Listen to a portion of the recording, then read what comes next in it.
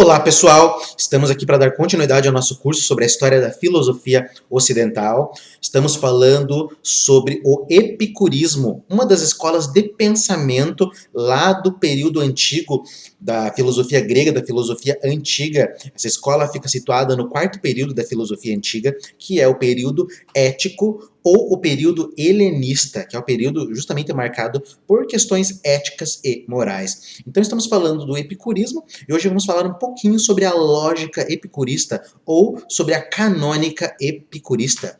Estamos na nossa aula de número 99, então a aula de hoje é a canônica de Epicuro. Vamos dar uma olhadinha qual que é o cânon principal da história, qual que é a lógica de pensamento da escola epicurista. Essa lógica de pensamento é interessante justamente porque vai instituir o que é a verdade dentro dessa escola de pensamento e como que funciona a questão da relação entre a sensação e o conhecimento humano. Como que a gente conhece as coisas? Então, dentro dessa aula, a gente vai compreender todas essas questões. Epicuro chamou canônica a lógica, ou teoria do conhecimento, enquanto a considerou essencialmente a oferecer o critério de verdade e, portanto, um cânon, isto é, uma regra que oriente o homem para a felicidade.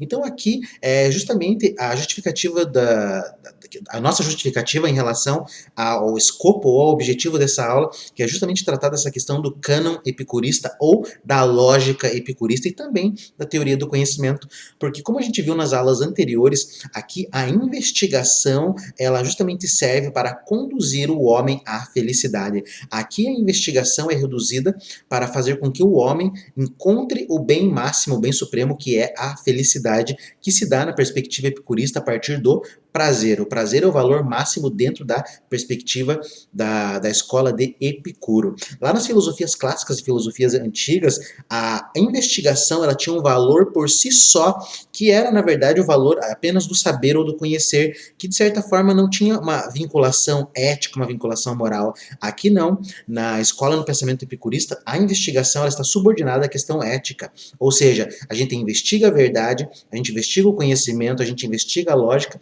justamente para tentar encontrar uma forma de fazer o homem feliz, porque é justamente isso que essas filosofias, o epicurismo, o estoicismo, o ceticismo, o ecletismo e o cinismo, tem como objetivo, que é fazer com que o homem encontre a felicidade, porque eles vivem num período muito conturbado da história, um período muito complexo, muito difícil, um período onde eles não tinham esperança em relação ao futuro. Então surgem essas filosofias para tentar dar um conforto para o ser humano, e o grande objetivo aqui da filosofia epicurista, assim como das outras escolas, é fazer com que o homem encontre a felicidade, e é para isso que é utilizada essa investigação lógica, justamente para conduzir o homem no bom caminho que o faça mais feliz, que o torne mais feliz. Filosofia aqui é entendido como uma prática, a filosofia é uma terapia que serve para curar as dores humanas.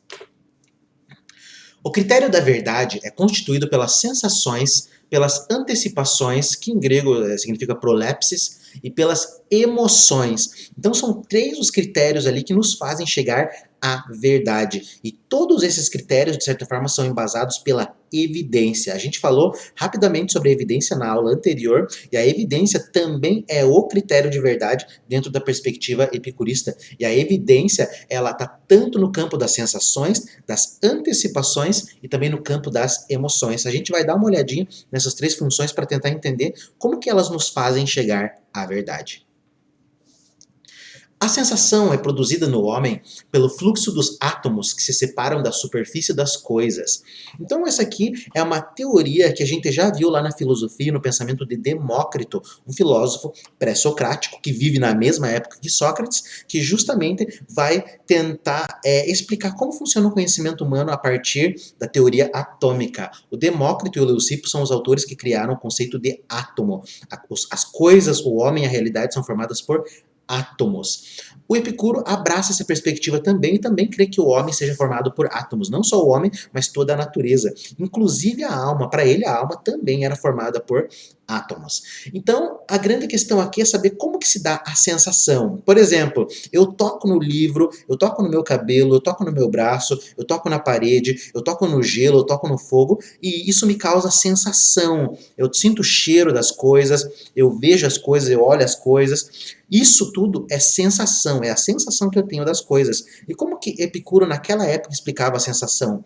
Para ele, os átomos das coisas, de certa forma, mandavam fluxos, digamos assim, que ele chamou ali de simulacros ou imagens, e eles passam esses fluxos, digamos assim, para os nossos átomos. Então, são os átomos das coisas que se comunicam com os nossos átomos. Então, seria mais ou menos essa a forma que ele vai explicar a sensação. Quando eu toco num objeto, é o contato dos meus átomos com os átomos dos objetos. Então, é isso que é justamente a sensibilidade. É isso que é justamente a sensação. É o nosso encontro com os átomos. Eu estou vendo essa câmera agora, é o encontro, digamos assim, de um fluxo que tem entre esses átomos da câmera e os átomos que tem dentro do meu corpo. E esse fluxo justamente vai causar a sensação, tá? Hoje a gente sabe que, por exemplo, pela física, naquela época, a física ainda era embrionária, foi Aristóteles que desenvolveu a física, ele que é considerado um dos pais da física, mas, de certa forma, depois com o desenvolvimento da ótica, se descobriu que eu vejo os objetos justamente porque a luz bate nos objetos e depois a luz, ela reflete nos meus olhos. Então, de certa forma, ali são a luz das coisas que faz com que eu enxergue. Se não tem luz, eu também não enxergo. Então, são raios de luzes que batem nas coisas e voltam ali para os meus olhos. É assim que funciona a questão da visibilidade, tá? A questão da audição é a mesma coisa. São ondas sonoras que fazem vibrar o meu tímpano e fazem gerar essa sensação de escuta, né? De audição.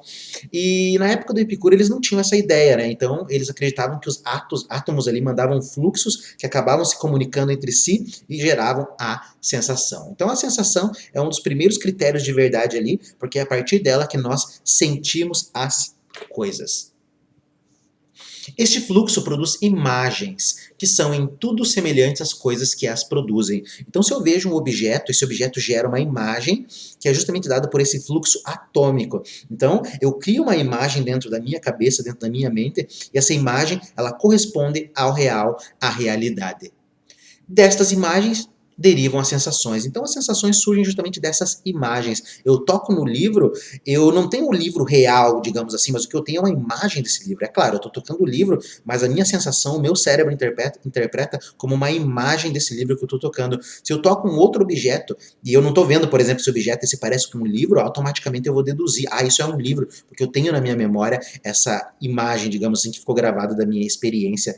Eu já toquei no fogo uma vez e doeu muito. Agora, toda vez que eu olho para o fogo, eu lembro daquela dor, eu tenho a lembrança dessa dor, porque essa sensação ficou gravada como imagem na minha cabeça. Então, seria mais ou menos essa a ideia aqui para o pensamento epicurista. Mas, e se nós vemos errado as coisas? Por exemplo, assim, às vezes nós vemos objetos que parecem reais, mas não são. Às vezes nós vemos coisas e acabamos nos enganando. Como nós vemos um objeto de longe, a gente pode se confundir em relação ao objeto. Será que aquela pessoa é loira, ela é morena? Será que ela tem cabelo preto, cabelo azul? Quando você está de longe, você tem uma sensação errada. E o Epicuro defendia que essa sensação não era uma sensação errada. Você não está vendo, não está sentindo as coisas erradas, mas você está vendo aquilo que a sensação produziu naquele momento. E conforme você vai se distanciando, se aproximando, você vai ter essa sensação. Mas de qualquer forma, a sensação é verdadeira. Aí vai depender do distanciamento que você toma dela. O que você viu, tá? Não importa se você chega mais perto e fala, não, mas isso aqui tem uma outra cor. O que você viu antes tinha a cor que você viu, mas conforme você vai se aproximando, a sua sensação vai mudando, mas de certa forma toda ela é verdadeira. Das sensações derivam as representações fantásticas, que resultará da combinação de duas imagens diferentes. Por exemplo, a representação do centauro deriva da união da imagem do homem e do cavalo. Então, quando nós temos assim uma imaginação muito fértil, nós acabamos criando uma série de seres mitológicos, de monstros, criamos uma série de ideias que na verdade são aquilo que a gente pode chamar de representações fantásticas, que na verdade são combinações de imagens. Por exemplo, né, muita gente fala assim, tem a sereia, que é metade mulher, metade peixe, tá? Mas o que a gente faz? A gente junta a mulher mas o peixe e cria a sereia. Mesma coisa, você pega a imagem do centauro, que é metade homem, metade cavalo. Então você junta o homem e o cavalo e forma essa figura do centauro. Mesma coisa em relação a outros fatos da vida, tá? Muitas pessoas têm mania de perseguição, então ela junta uma imagem de uma pessoa, junta a imagem de uma cena e acham que são perseguidas, mas tudo isso não passa de uma representação fantástica, que no mundo real, de certa forma, não é dado, né? Às vezes ela está sendo perseguida, mas às vezes é só coisa da cabeça dela. Mesma coisa em relação às pessoas que acham constantemente que estão sendo traídas. Muitas vezes elas criam essa imagem justamente ali de situações que elas já viram ou já passaram e acham que o mundo, de certa forma, vai repetir tudo aquilo que está dentro dessa expectativa delas, tá? Mas isso aí nada mais é que uma representação fantástica. É claro, existe a traição, mas também existe aquela pessoa que acha que está sendo traída, que é uma coisa bem diferente. Existe a pessoa perseguida e existe a pessoa que acha que está sendo perseguida. Então acho que seria mais ou menos essa ideia. Então a nossa mente é muito fértil e acaba juntando uma série de sensações e isso acaba dando digamos assim, para representações fantásticas que não tem realidade no real, não tem por si só verdade. Das sensações repetidas e conservadas na memória derivam também as representações genéricas ou conceitos que Epicuro, como os estoicos, chamou antecipações. Então, as três formas de verdade ali para o epicurismo, como eu falei, dado a partir das sensações, que eu já comentei um pouquinho, agora eu vou falar das antecipações e também é dado pelas emoções. As sensações, de certa forma, são produzidas ali por aqueles fluxos atômicos, conforme eu já falei.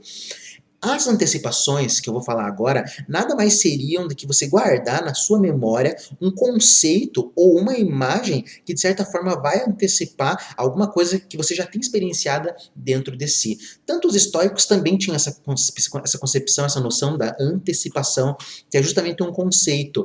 Eu, por exemplo, já vi já vi várias pessoas se queimarem na praia. Ficam muito tempo no sol, acabam se queimando. Então, automaticamente, quando eu vou para a praia e vejo pessoas que ficam muito tempo no sol, eu tenho a antecipação de que essas pessoas vão se queimar. Por quê? Porque eu já tenho o conceito de como isso funciona, eu já vi na experiência isso acontecer e eu sei que isso vai se repetir. Eu já vi uma pessoa se afogar na praia, provavelmente eu vou ver outras pessoas se afogar. Tudo isso é antecipação. Então, você tem uma experiência que é dado pelos sentidos e logo você vai começar a antecipar outras séries de experiências também. E tudo isso são generalizações. Generalização pode-se dizer aqui que se equivale também aos conceitos. Você tem um conceito de alguma coisa porque você tem a experiência dessa coisa. Você não tem como ter um conceito de algo que você não experienciou. Para a filosofia epicurista, tudo que você tem de conhecimento vem da experiência, não existe nada que não venha da experiência. E isso aqui é o que difere, por exemplo, o epicurismo da filosofia de Platão. Platão afirmava que tudo aquilo que vem da sensação é falso, é ilusório e pode nos enganar. E o que a razão produz é justamente a verdade, é justamente o verdadeiro. Aqui para o epicurismo é o oposto. Para o epicurismo, as sensações produzem a verdade e é o raciocínio que vai criar o erro. A sensação que eu tenho ela é verdadeira, mas é a minha mente que vai acabar criando uma série de figuras e imagens ali que vai complicar a minha forma de discernir e julgar. A sensação é verdadeira, mas a maneira como eu penso ela que vai gerar o erro. Tá? Então acho que seria mais ou menos essa ideia. E a antecipação também é uma verdade, porque ela vem direto da experiência, da sensação que não pode ser falsa dentro da perspectiva de Epicuro. Para Epicuro, se a gente tivesse uma única experiência errada, isso serviria para invalidar os sentidos de maneira geral, mas isso não se dá. O que você tem de erro é algo que você produz dentro da tua mente e não algo que vem da sensação. E as antecipações, como elas vêm todas da experiência, elas não estão erradas, porque você já teve a experiência disso. Se tem alguma coisa errada, é o raciocínio que você vai ter, que você vai montar depois, mas a experiência por si só não é errônea. Com efeito, os conceitos servem para antecipar as sensações futuras. Então, de certa forma, ali ao eu olhar, por exemplo, a imagem do fogo, eu olho o fogo. Eu antecipo que se eu tocar naquele fogo eu vou me machucar. Eu às vezes estou na rua, vejo uma situação ali complicada, perigosa, e eu antecipo que aquilo pode dar errado, aquilo pode dar um problema, eu tenho que desviar a rua, ou eu tenho que pegar um outro caminho, ou eu tenho que passar rápido ali, tá? Então acho que seria mais ou menos essa ideia. Você já viu essa situação acontecer? Você está antecipando, tudo isso vem da experiência, é um conceito que você tem ali, que justamente vai guiar a forma como você vai conduzir a tua vida. Você vai querer evitar a dor, e como que você evita a dor? É justamente lembrando das experiências doloridas que você teve e não querendo repeti-las. Você só vai repetir essas dores se você for um trouxa, né? O trouxa é aquele que justamente tem uma experiência ruim e vai lá e repete a mesma experiência que vai ter, que vai ser ruim novamente, tá? O Epicuro mostra que as sensações por si só nos dão essa experiência, mas agora o erro vai depender do teu julgamento, da tua mente.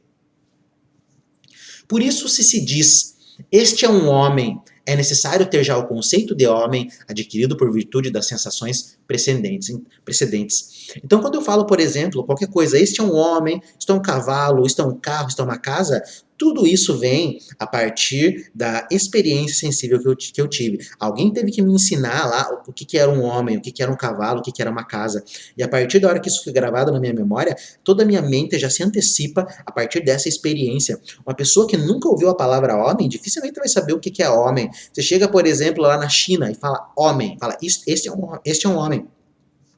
Eles não vão entender, porque eles não tiveram experiência de este é um homem. Lá eles vão falar este é um homem de uma outra forma.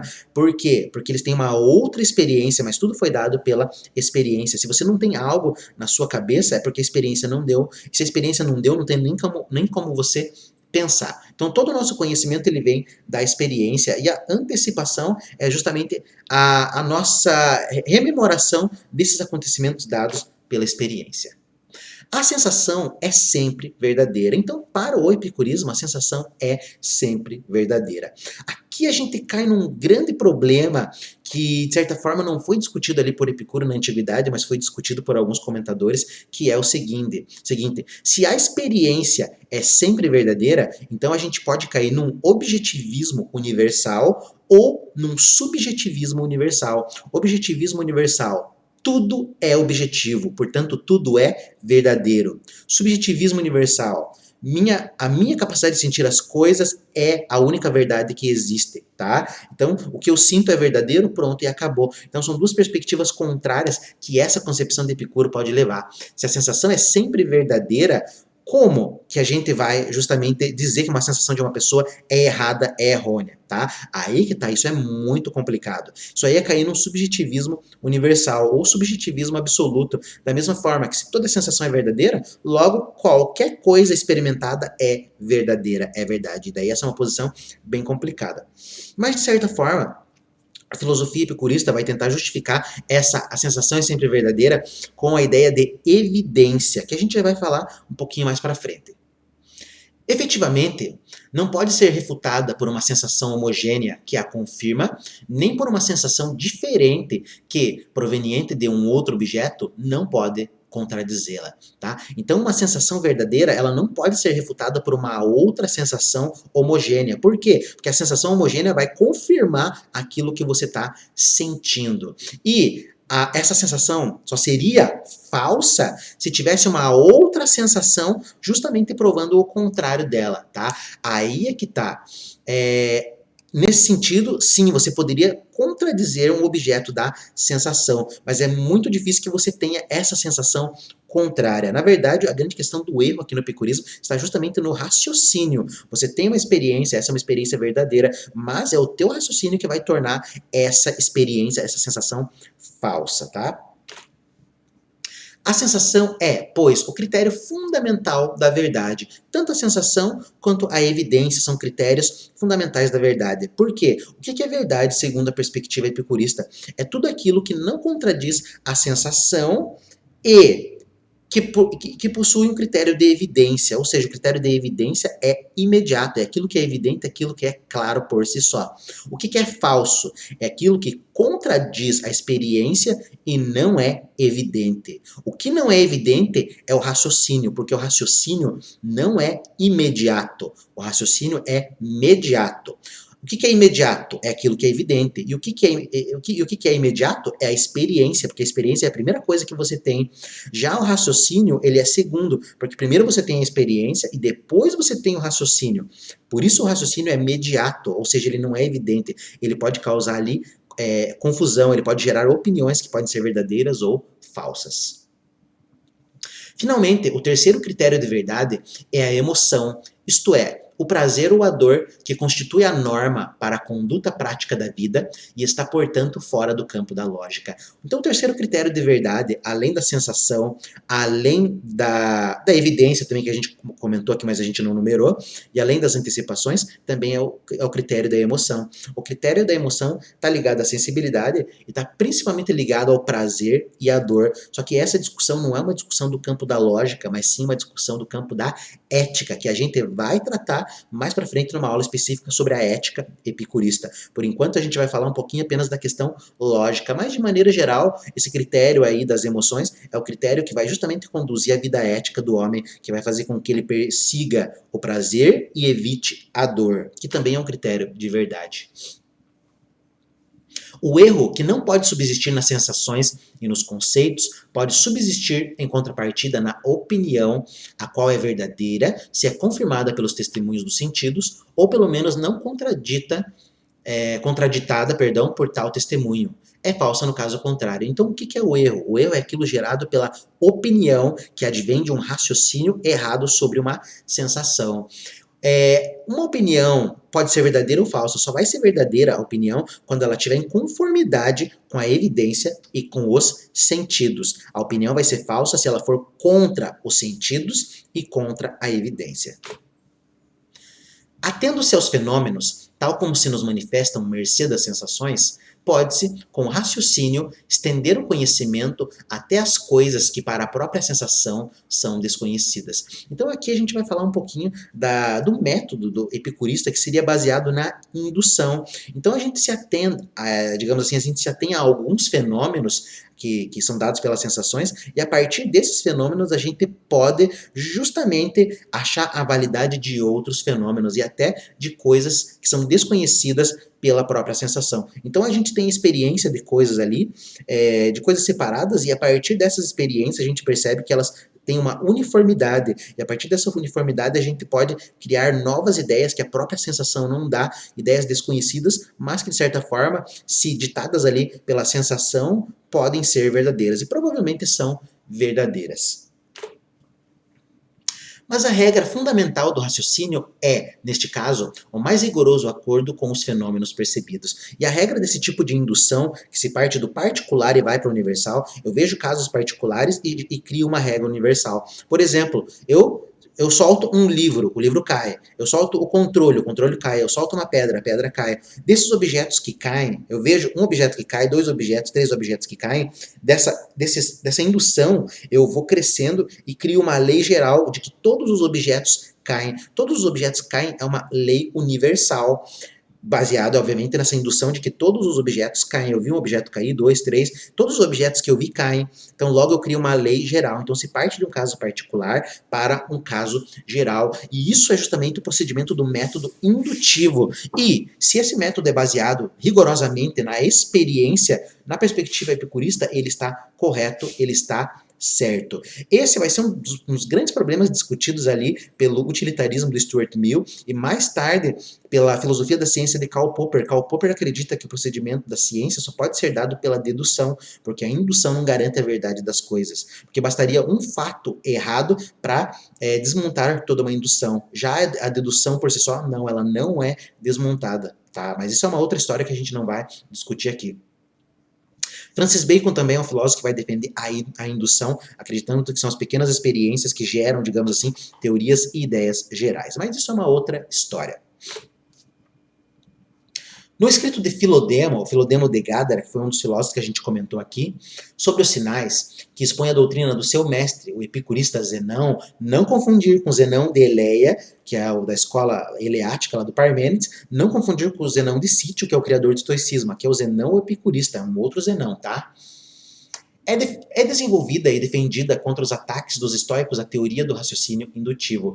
Então, nesse escrito do Filodemo, que se chama Sobre Sinais, ele procurou justamente justificar a teoria do raciocínio indutivo que o epicurismo defende contra os ataques dos estoicos. Os estoicos atacam o raciocínio indutivo.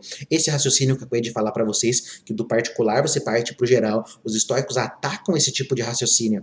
Já o Filodemo, ele procurou fazer uma justificativa desse pensamento.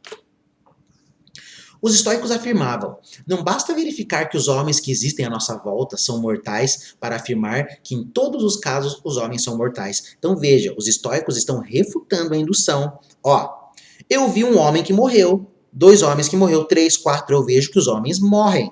Logo, todos os homens morrem, tá? Então veja, de casos particulares, eu não vi todos os homens, tá? Eu não vi todos os homens, eu vi alguns homens morrerem. Então, de alguns homens morrem, eu chego à conclusão, todos os homens morrem. Isso aí é um método indutivo. Os estoicos falam, não, você não pode ter esse método, porque não é só porque eu vi 1, 2, 3, 4 homens morrer que quer dizer que todos os homens morrem. Isso não é suficiente para dizer que todos os homens morrem. Por quê? Porque eu não vi todos os homens e eu não tenho essa certeza, eu não tenho como garantir essa certeza. É esse o ataque dos estoicos a essa teoria indutiva. Seria necessário estabelecer que os homens são mortais, precisamente enquanto homens, para dar aquela inferência à sua necessidade. A gente trabalhou um pouco da lógica lá do estoicismo, numa aula bem longuinha, de 1 hora e pouquinho, que a gente mostrou que o que garante justamente essa mortalidade dos homens é uma necessidade desse conceito de homem ser mortal. Então a gente sabe que todos os homens são mortais porque é necessário que o homem seja mortal, tá? Então é uma coisa necessária, é uma coisa dada ali pela razão, digamos assim, que vai determinar que quando se fala em homem, automaticamente se fala homem mortal ou animal mortal. Se fala em homem, automaticamente está se falando do animal racional e do animal mortal. Isso é automático, tá? Então, a indução não me dá essa prova, mas o que me dá essa prova é a necessidade entre a mortalidade e o homem. Mas os epicuristas respondiam que, dado que nada se opõe à sua conclusão, uma inferência do gênero na analogia deve ser considerada válida. Então, os epicuristas acreditavam que, se eu tenho a experiência de 1, 2, 3, 4, 5 homens morrendo, e não tem nenhuma experiência que vai me contradizer isso que eu estou vendo, logo, essa analogia de que todos os homens morrem é válida. Por quê? Porque não teve nenhuma experiência que mostrou um homem que nunca morreu. Então, por enquanto, eu vou ficar. Todos os homens morrem. Então, a analogia pode ser feita. Porque o critério da experiência me garante que os homens morrem. Eu vi a maioria morrer, então provavelmente eles morrem. Esse é o critério dado pela experiência. Eu nunca vi um homem que sobreviveu eternamente. Nem sei se tem como ver isso, né? Mas se não tem nenhuma experiência que prova o contrário, então a gente vai aceitar isso como verdade. Dado que todos os homens que caem na alçada da nossa experiência são semelhantes também no que respeita à mortalidade, é necessário considerar que são semelhantes também neste aspecto aqueles que estão fora da nossa experiência. Então, se todos os homens que eu vejo que estão dentro da minha experiência, dentro da minha sensação, se eu vejo que esses homens morrem, logo, todos aqueles homens que eu não tenho experiência, que eu nunca vi, provavelmente vão morrer também, porque eles não podem fugir da alçada da experiência que me mostrou que as pessoas, que os homens morrem. Logo, aqueles homens que eu não vi também devem morrer, tá? Então, é um critério dado pela analogia, dado pela indução do epicurismo, que os estoicos discordavam. Os epicuristas admitiam que a indução era um processo por analogia, entendendo-se por analogia a identidade de 2 ou mais relações, no sentido de que, uma vez verificado que, na nossa experiência, uma certa qualidade, no exemplo, mortal, é acompanhada constantemente por outra qualidade, aquela que os homens constituem, pode inferir-se que, também onde não alcança a experiência, esta relação se mantém constante, isto é, que as outras qualidades dos homens são sempre acompanhadas pela de mortal. Então, eu tenho a experiência de que há uma relação entre o homem e a mortalidade, eu tenho uma relação entre essas qualidades. Então a experiência me dá a garantia dessa relação, de que o homem vai morrer, então eu não preciso ver todos os homens para saber que isso é verdadeiro. Eu preciso jogar todos os objetos do mundo no chão para saber que todos os objetos caem. Não, eu não preciso, porque isso tem uma relação entre o objeto, a sua massa, a gravidade, e por aí tal. Há uma relação entre esses objetos, e é a própria experiência que me mostrou isso, tá? Os únicos objetos que eu vi, digamos assim, irem para cima são aqueles balões, né, que você enche, por exemplo, de gás e eles vão para cima, vão voando, né? Mas a própria experiência me diz por que isso acontece. Mas de maneira geral, todo objeto que não utiliza esses subterfúgios, digamos assim, da questão de serem mais leves que o ar, eles vão acabar caindo no chão. Então, é essa relação que me é garantida pela experiência. Deste modo, eles pressupunham não já a necessária semelhança dos homens, segundo a crítica dos estoicos, mas a semelhança, isto é, a uniformidade das relações entre qualidade ou fatos. Uniformidade que mais tarde será chamada por Stuart Mill, uniformidade das leis da natureza, enquanto distinta da uniformidade por natureza. Então, os epicuristas têm uma perspectiva muito próxima lá do filósofo Stuart Mill, que é um filósofo do utilitarista, que ele vai tratar justamente da questão da indução. Ele é um dos filósofos que vai defender a indução e ele sabe como que eu garanto a verdade da indução. A verdade da indução é justamente garantida pela lei de causalidade. A lei de causalidade me garante que o estado anterior de um mundo vai gerar um estado posterior do mundo. O que o mundo será vai depender do que o mundo é. Esse estado do mundo atual vai levar a um outro estado. De uma coisa se segue a outra. Essa é a lei da causalidade. E a própria lei da causalidade é garantida porque a gente vê a relação de causa e efeito em praticamente todos os objetos que a gente acaba mexendo, tá? A teoria do caos provavelmente não concordaria muito com essa ideia, tá? Mas a teoria do caos vai partir de uma outra perspectiva de que às vezes um pequeno fenômeno gera uma catástrofe que não tem proporções, a gente não pode medir. Mas isso é uma outra história. Então a perspectiva epicurista está bem próxima do pensamento de Stuart Mill. Por quê? Porque tanto o epicurismo quanto a filosofia utilitarista do Stuart Mill veem que é possível garantir a indução justamente por causa da relação entre a qualidade e o fato. Qualidade homem, qualidade mortal. O fato me garante essa qualidade. O fato, eu observo no mundo que essas qualidades se unem, a mortalidade e o homem. Portanto, por essa analogia, eu posso deduzir que isso vai acontecer da mesma forma, porque a natureza, de certa forma, ela é regida por uma unicidade, digamos assim. Então, se a gente verifica isso aqui, provavelmente a gente vai verificar isso lá também, tá?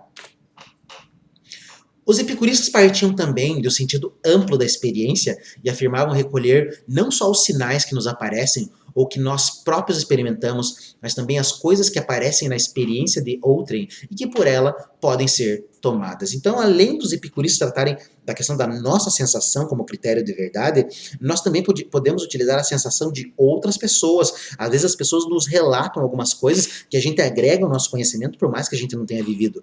Um amigo meu me disse, por exemplo, né, ele foi para o Canadá e disse que o Canadá era muito frio. Eu nunca fui para o Canadá, mas a partir da descrição que ele deu, da sensação que ele teve, eu consegui me convencer dessa história. Porque o que ele disse não me contradiz em relação à sensibilidade.